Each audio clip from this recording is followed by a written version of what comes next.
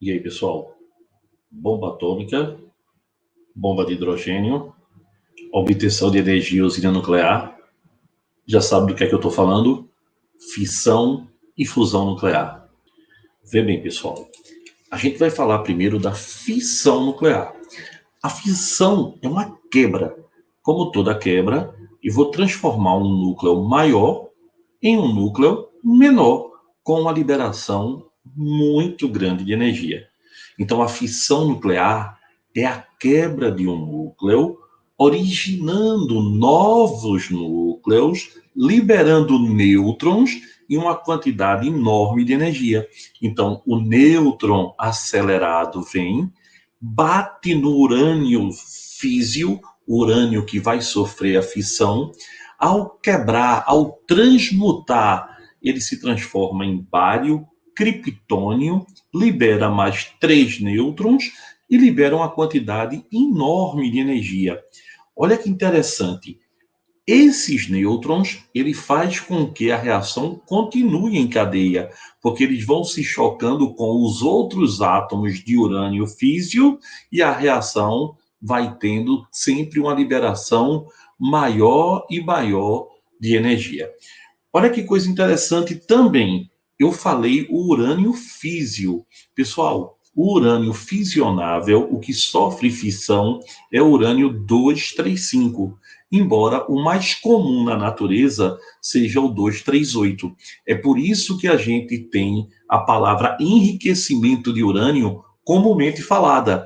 Para que isso? É para que você consiga colocar o urânio físio, o urânio 235, cada vez mais em maior quantidade na amostra de urânio que vai estar a usina nuclear. Então, até 5% do urânio enriquecido, você consegue ter geração de energia. 20% você consegue já o material para tratamentos médicos. E aí, pessoal, 90% você consegue arma nuclear. É bem interessante a gente perceber que a fissão ela continua devido à liberação dos nêutrons.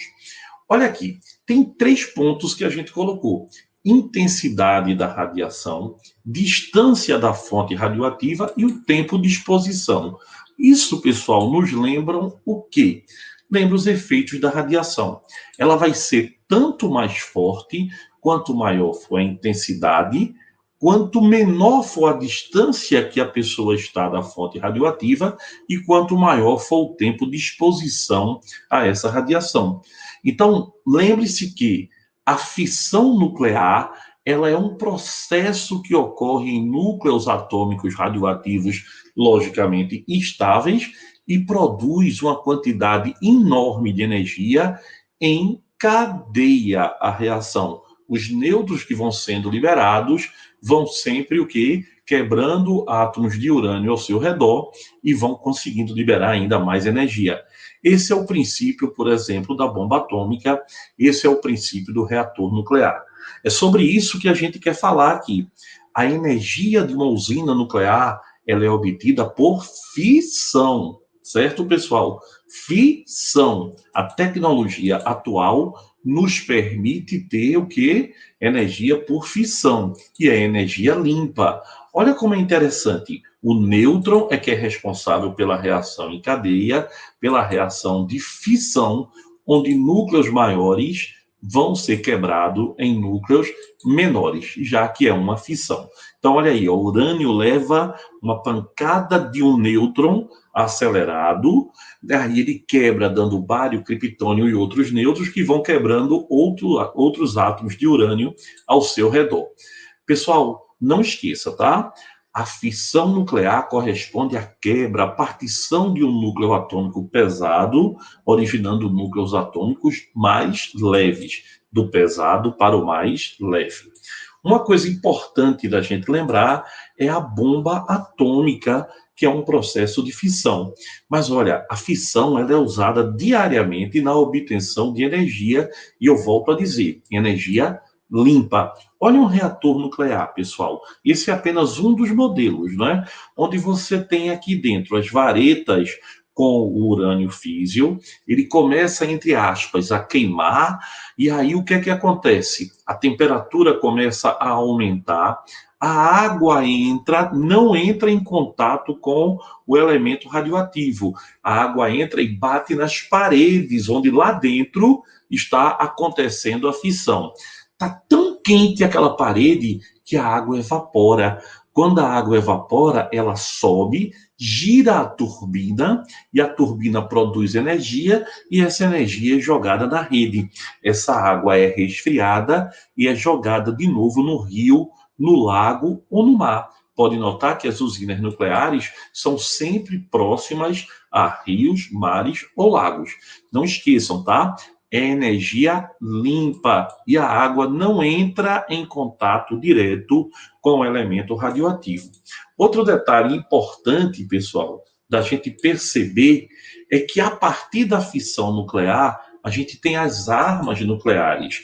Hoje em dia, a gente vive um processo onde o Irã reclama o tempo todo a soberania deles de fazer o seu arsenal nuclear. E por uma questão de geopolítica, isso aí é bastante discutível, né? Os Estados Unidos, com interesses em Israel, isso não cabe à química, fica ali fazendo com que o Irã não tenha direito de produzir a sua bomba atômica, tá certo? Com sanções e mais sanções.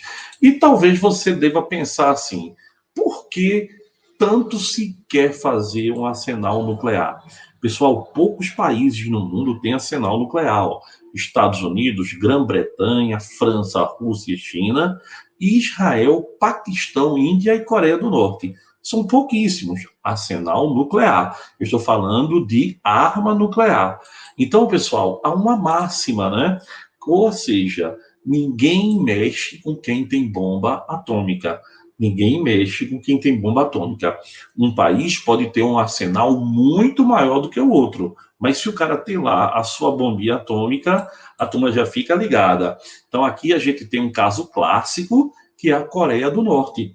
A Coreia do Norte, ela de vez em quando sobe o tom, não é? E todo mundo fica meio que naquela ali, quando ele faz um teste nuclear, tal, porque não se sabe até onde ele pode ir, mas sabe que ele tem arsenal nuclear. Já naquela parte do Oriente Médio ali, a gente tem Israel com arsenal nuclear devido à sua proximidade com os Estados Unidos e o Irã querendo reequilibrar suas forças ali, também lutando, fazendo as suas centrífugas para aumentar o enriquecimento de urânio para poder chegar a ter também um arsenal nuclear. Isso aí vão ser cenas dos próximos capítulos, né? Pessoal, outro detalhe importante é que alguns acidentes nucleares são extremamente conhecidos, né? Chernobyl, por exemplo, em 86, é um acidente conhecidíssimo na antiga União Soviética, na Ucrânia. Então você tem ali Chernobyl, o maior acidente nuclear, onde um reator explodiu e ficou aberto, ficou sobre a superfície ali totalmente aberto, exposto, emitindo radiação o tempo todo. E aí tem um problema, pessoal. Nada consegue suspender a radiação. Essa foto aí é uma das poucas fotos onde mostra o reator totalmente aberto, né? Não tenho medo até de encostar na foto, de tão radioativo que estava isso aí. Então, pessoal, a saída para Chernobyl foi construir um sarcófago, ou seja, uma estrutura sobre o reator aberto para evitar que o vazamento se espalhe, mas ele continua acontecendo.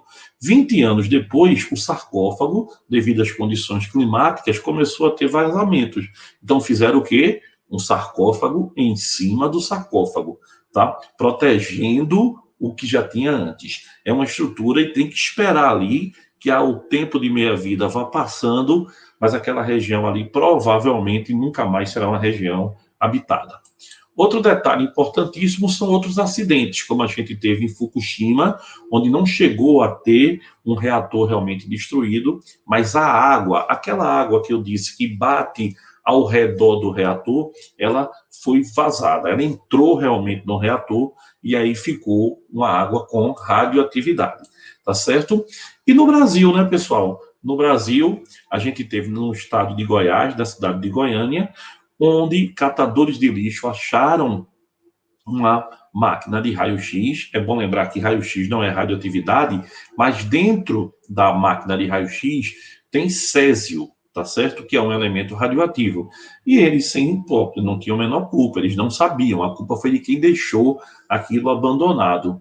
Eles abriram e ficaram encantados, né? Porque um material radioativo, ele é fosforescente, então ficou azul o quarto, ficou azul toda a sala, e eles terminaram, assim, usando aquilo ali como presente para os amigos, e foi o maior acidente urbano da história. Então, pessoal, lembrar que fissão nuclear é um processo onde um núcleo maior libera o que? Energia grande se transformando em um núcleo menor. Agora, a fusão nuclear é um processo onde fusão, junção, onde núcleos menores se unem formando núcleos maiores. Por exemplo, a gente tem aí um caso clássico, né, onde o trítio e o deutério, que são formas do hidrogênio, chamadas de isótopos de hidrogênio, são radioativos e eles conseguem fazer uma fusão e libera, pessoal, muita energia. É o princípio da bomba de hidrogênio. Para você ter uma ideia, a fusão libera mais energia do que a fissão, mas libera muito mais por unidade de massa. Só que esse processo, olha bem, então, pessoal, na fusão, núcleos menores se juntam dando núcleos maiores com uma quantidade exorbitante de energia e praticamente sem nenhum lixo. O problema é que para iniciar uma fusão se precisa de 10 a 7 graus Celsius e não se conhece material que aguente isso. Então, o princípio da fusão é usado na bomba de hidrogênio. Dentro da bomba de hidrogênio, tem-se uma bomba atômica. A bomba atômica explode e a energia liberada pela bomba atômica faz com que inicie o processo da fusão nuclear. Ou seja, como diz o livro de Ricardo Feltri, a bomba atômica é a espoleta da bomba de hidrogênio. Ainda não é viável economicamente a obtenção de energia por fusão. Embora aqui no canal eu tenha gravado uma aula falando sobre a fusão nuclear que a China afirmou conseguir a baixa temperatura. Mas vamos lá. Na fusão, núcleos menores se unem, produzindo núcleos maiores, liberando uma quantidade de energia sem igual. É uma quantidade absurda de energia, tá certo? Olha aí, pessoal, a bomba de hidrogênio, a estimativa é que ela tem o poder de destruir 700 vezes mais do que uma bomba daquela que foi lançada em Hiroshima, que no caso foi uma bomba atômica, né? Uma bomba de fissão. Então, esperamos que nunca se use uma bomba dessa. Pessoal, estima-se que a bomba de hidrogênio ela tem um poder destrutivo 700 vezes maior do que a bomba atômica que foi lançada em Hiroshima. Então a gente espera que isso nunca seja usado, embora alguns testes já tenham sido feitos, né? Mas ainda não se usou em guerra e tomara que nunca se use. Então, pessoal, fissão e fusão.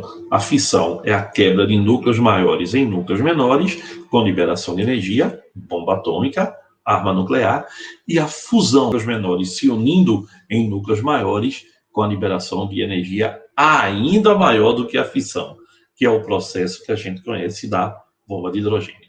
Espero que vocês tenham gostado e até a próxima, pessoal.